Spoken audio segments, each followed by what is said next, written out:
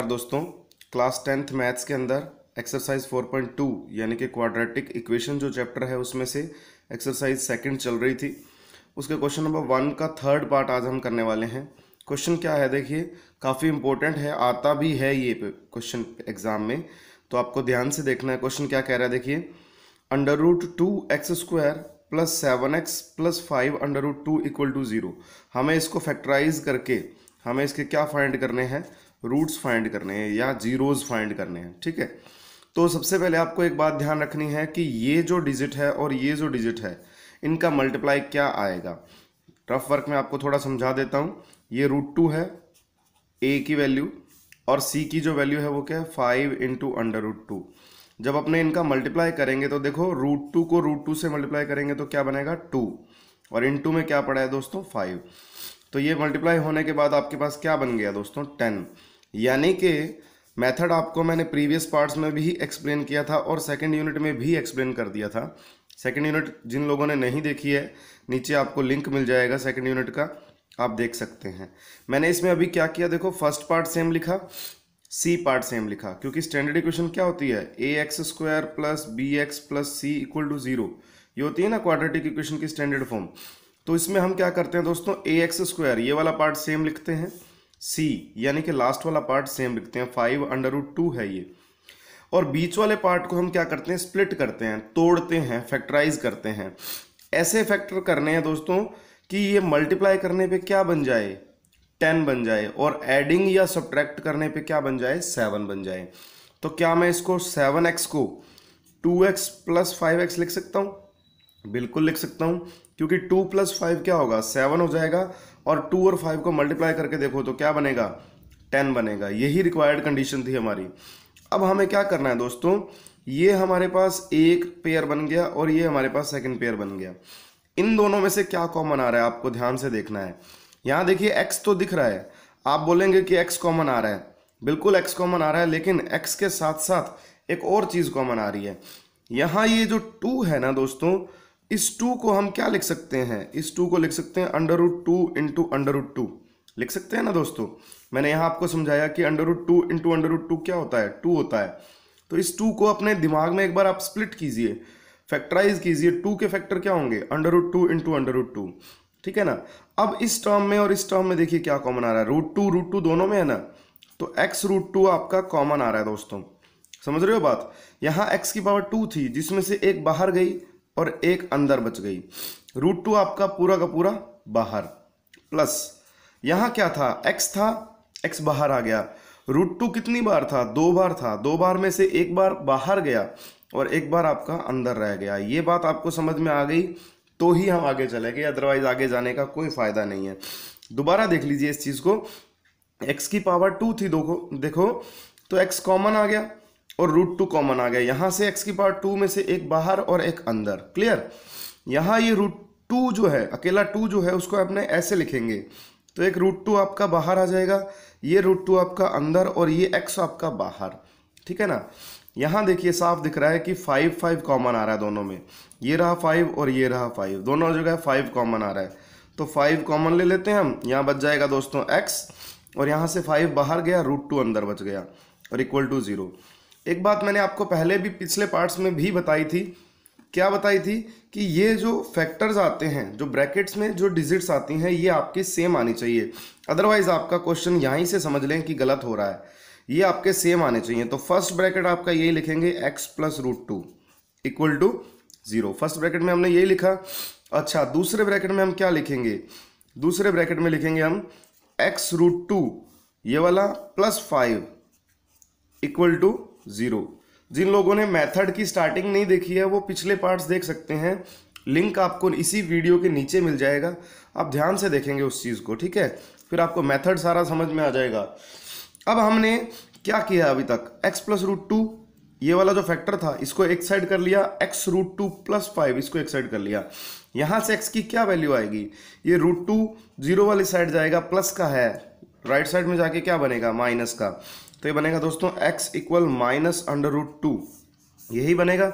इधर से क्या बनेगा देखो, x root 2 plus 5 equal to 0, -5 हो जाएगा उधर जाके, x इक्वल टू -5 अपॉन √2, ये जो 2 है ना रूट वाला, ये डिवाइड में जाएगा क्योंकि इधर ये इसके साथ मल्टीप्लाई में है। ये हमारे पास क्या आ गई, दो वैल्यूज आ गई x की, यही हमारे क्या थे दोस्तों, रूट्स थे। यही दोनों चीजें हमें क्या करनी थी, फाइंड करनी थी। तो इस तरीके से फर्स्ट क्वेश्चन का थर्ड पार्ट आपका कंप्लीट हुआ है। देखिए दोस्तों नेक्स्ट पार्ट है आपके पास फोर्थ पार्ट, 2x² - x + 1/8 = 0। इसको हमें क्या करना है, रूट्स फाइंड करने हैं, जीरोज फाइंड करने हैं जिसको कहते हैं, ठीक है। तो मैं आपको एक बात बता दूं, जब तक आपके पास इक्वेशन ax² + bx + c = 0 की फॉर्म में ना हो तब तक हमें आगे नहीं चलना चाहिए। तो इस इक्वेशन को हमें क्या करना है दोस्तों, पहले स्टैंडर्ड फॉर्म में बनाना है। ये स्टैंडर्ड फॉर्म में नहीं है, वैसे तो c की वैल्यू फ्रैक्शन में है, हमें कोई दिक्कत नहीं है, लेकिन जब हम फैक्टराइज करेंगे तो हमें दिक्कत आएगी। इसलिए मैं क्या कर रहा हूँ, दोनों के नीचे 1 लगा रहा हूँ क्वेश्चन के नीचे, और इसका मैं एलसीएम ले रहा हूँ। क्या कर रहा हूँ, एलसीएम। तो 1 और 8 का एलसीएम क्या आएगा, 8 आएगा। 8 1 जा 8 एंड 8 2 जा 16x²। एलसीएम लेना तो आता होगा आप सभी को, अगर नहीं भी आता है तो कोई दिक्कत नहीं है, आप नीचे कमेंट कर दीजिए, मैं एलसीएम की अलग से एक वीडियो बना दूंगा, कोई प्रॉब्लम नहीं है। 8 1 जा 8 और 8 को x से किया तो क्या बन गया, 8x। ध्यान रखना 8 को 1 से क्या कर रहे हैं हम, डिवाइड, और ऊपर वाले से क्या कर रहे हैं, मल्टीप्लाई।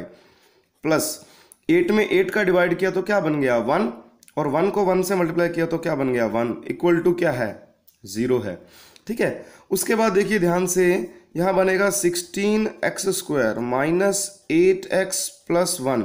ये 8 को जब 0 से मल्टीप्लाई करेंगे तो क्या बनेगा, 0 बनेगा।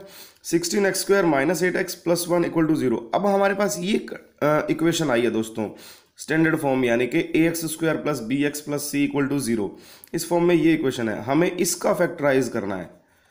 हमें क्या करना है, इस इक्वेशन को फैक्टराइज करना है, ठीक है। अब देखो कैसे करेंगे फैक्टराइज। मैंने आपको पहले क्वेश्चन में भी बताया कि फर्स्ट यानी कि ax² वाली टर्म सेम, +1 ये सेम आपका, ठीक है। ये बीच वाली टर्म क्या है, -8x, इसको हम स्प्लिट करेंगे, तोड़ेंगे इसको दो पार्ट में। तो -8x को क्या लिख सकते हैं, -4x लिख सकते हैं, जिससे क्या होगा, हमारे दो टारगेट पूरे होंगे। 16 को 1 से मल्टीप्लाई किया तो क्या आया, 16, तो मल्टीप्लाई करने पे 16 आ रहा है क्या, देखो 4 4 जा 16, और इन दोनों को ऐड या सब्ट्रैक्ट करने से -8 आ रहा है, बिल्कुल आ रहा है, दोनों ऐड हो जाएंगे और क्या बनेगा, -8। अब हमारे पास दो पेयर बन गए दोस्तों, ये वाले, ठीक है। इनमें क्या कॉमन आ रहा है, तो इसमें साफ दिख रहा है, ये तो इजी है पार्ट। एक तो x दिख रहा है साफ, x कॉमन आ रहा है, और ये 16 है और ये 4 है, दोनों ही 4 की टेबल से डिविजिबल है, इसलिए 4 भी कॉमन आ जाएगा, ठीक है ना। तो यहाँ 16 में जब 4 का डिवाइड करूंगा तो क्या आएगा, 4। 16 में 4 का डिवाइड करूंगा तो क्या आएगा, 4, और x² में जब x का डिवाइड होगा तो क्या बचेगा, x। या ये समझ लीजिए कि देखिए 4 4 जा 16 हो रहा है, और x × x क्या हो रहा है, x², ठीक है। माइनस यहाँ पूरा का पूरा 4x बाहर आ गया, जब पूरा का पूरा बाहर आ गया तो यहाँ पे क्या बचेगा, 1 बचेगा, ठीक है ना, और कुछ नहीं बचने वाला है। यहाँ देखिए कुछ भी कॉमन नहीं आ रहा है, कुछ भी कॉमन नहीं आ रहा है, तो मैं माइनस कॉमन ले लेता हूँ। अब आप कहोगे सर माइनस भी तो कॉमन नहीं आ रहा है, लेकिन एक बात मेरी खास ध्यान से सुनना है, यहाँ पे अगर मैं यहाँ पे माइनस नहीं लगाऊंगा बाहर तो यहाँ देखो क्या बचेगा, एक बार ध्यान से देखिए। मैंने माइनस कॉमन लिया तो अंदर क्या बच गया, 4x बच गया। ये 1 तो मैंने धक्के से लगाया, 1 आप चाहे ना लगाओ तो भी कोई फर्क नहीं पड़ता है, ठीक है। यहाँ 4x आ गया, माइनस आ गया बाहर, तो यहाँ अंदर बच गया प्लस का। अब 1 में आप -1 का डिवाइड कीजिए, 1 में -1 का डिवाइड कीजिए तो यहाँ बचेगा -1। अब आप इस चीज़ को अंदर मल्टीप्लाई करके देखिए, ये बन रहा है क्या, देखो -1 को 4x से किया तो क्या बन गया, -4x, और माइनस माइनस क्या बन गया, +1। अगर मैं यहाँ पे -1 ना लगाता तो क्या होता, मैं -1 ना लगाता तो ये माइनस का बचता और ये बचता प्लस का। और मैंने आपको पिछले पार्ट में कहा कि ये दोनों ब्रैकेट आपके क्या होने चाहिए, बिल्कुल सेम डिट्टो होने चाहिए, बिल्कुल सेम होने चाहिए ना। अगर यहाँ +1 लगाता मैं बाहर तो ये माइनस का 4x बचता और प्लस का 1 बचता, दोनों डिफरेंट हो जाते और क्वेश्चन हमारा गलत हो जाता, ठीक है ना। हमें ऐसा काम नहीं करना है। तो 4x - 1, एक तो ये 4x - 1 कौन सा है, जो ये है सेम आया। दूसरे ब्रैकेट में ये 4x और ये -1, ये भी हमें लिखना है। ऐसे ही करते हैं ना। अब हम इसके दो पार्ट कर लेंगे, तो एक बार 4x - 1 = 0 ये वाला, और एक बार 4x माइनस 1 इक्वल टू 0 ये वाला। यहाँ से x की वैल्यू आएगी देखो 1/4। क्या आएगी? x की वैल्यू 1/4। 4 डिवाइड में जाएगा, 1 माइनस का है उधर जाके प्लस का बनेगा। सेम कंडीशन यहाँ होगी, -1 उधर जाके क्या बनेगा, राइट साइड में जाके 1, और इधर है 4x, तो x की जगह x की वैल्यू क्या आएगी, 4 नीचे आ जाएगा। ये आपके पास क्या आएगा, x equal to 1/4, x equal to 1/4। इस तरीके से आपका फोर्थ पार्ट भी जो है वो कंप्लीट हो गया। फर्स्ट क्वेश्चन का फिफ्थ पार्ट आपके सामने है, लास्ट पार्ट है ये फर्स्ट क्वेश्चन का। हमें सेम काम करना है, हमें फैक्टराइज करना है और उसके बाद क्या फाइंड करने हैं, हमें फाइंड करने हैं दोस्तों रूट्स। ठीक है, ये काम करना है हमें। तो कैसे करेंगे, देखिए मैंने आपको स्टार्टिंग में बताया कि 100x² यानी कि ax² को सेम लिखेंगे, +1 इसको सेम लिखेंगे, बीच वाली टर्म क्या है -20x, तो इसको हमें स्प्लिट करना है, तोड़ना है, फैक्टर करने हैं इसके। क्या करेंगे कि मल्टीप्लाई करने पे ये आ जाए, तो देखिए ये 100 है और ये 1 है, तो मल्टीप्लाई करने पे क्या आना चाहिए, देखिए 100 × 1 क्या आएगा, 100 आएगा, और ऐड या सब्ट्रैक्ट करने पे क्या आना चाहिए, -20 आना चाहिए। ठीक है, तो -20 को क्या मैं ये लिख सकता हूँ, -10x -10x। इससे हमारे दो टारगेट पूरे होंगे। कौन कौन से? 10 को 10 से मल्टीप्लाई करेंगे तो क्या बनेगा, 100 बनेगा, और 10 को 10 से ऐड करेंगे तो क्या बनेगा, -20 बनेगा। बिल्कुल, अब हमारे पास ये सेम इस तरीके से दो पेयर बन गए हैं। ठीक है, ये दो पेयर बन गए। इन दोनों में कॉमन क्या रहा है, x तो दिख ही रहा है ना आपको, x तो दिख ही रहा है। 10 और 100 दोनों 10 की टेबल में जाते हैं, इसलिए 10x कॉमन आ जाएगा। 100 में से 10 कॉमन आया, यानी कि कैसे लेते हैं कॉमन, आपको पिछले पार्ट में भी बताया। 100 में 10 का डिवाइड करो, 100 में 10 का डिवाइड करो तो क्या बनेगा 10, और x² में से एक x बाहर आ गया, एक बच गया अंदर आपका, माइनस ये 10x पूरा का पूरा बाहर, तो इसकी जगह कुछ नहीं बचा, तो जिसकी जगह कुछ नहीं बचता वहाँ पे क्या बचता है, 1, क्योंकि सबका मालिक क्या है, एक ही है।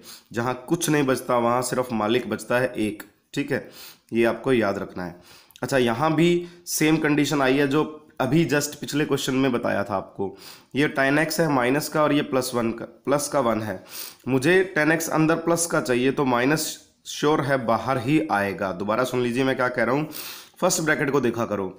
यहाँ 10x क्या है, प्लस का है, और यहाँ क्या है, माइनस का, तो माइनस को बाहर ही छोड़ना पड़ेगा ना।